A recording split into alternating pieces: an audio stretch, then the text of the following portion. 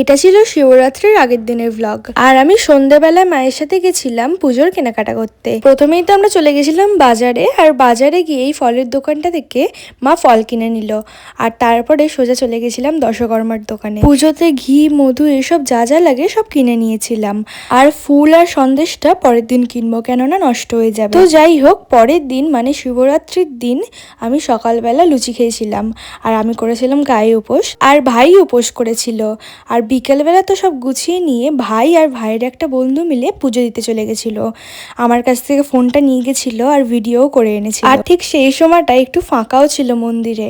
তো যাই হোক, ভাইরা পুজো দিয়ে আস্তে আস্তে আমি সাবু মেখে রেখেছিলাম। তারপরে ভাই আর রূপম পুজো দিয়ে আসার পর আমরা সবাই মিলে সাবু মাখা খেয়েছিলাম। আর রাতে মা লুচি আর আলুর দম করে দিয়েছিল, আর সেটা দিয়ে ডিনারটা কমপ্লিট করলাম। মিনি ব্লগটা আজ এখানেই শেষ করছি। ভালো লাগলে লাইক করে দিও। আবার দেখা হবে পরের মিনি ব্লগে। আজকের মতো টাটা।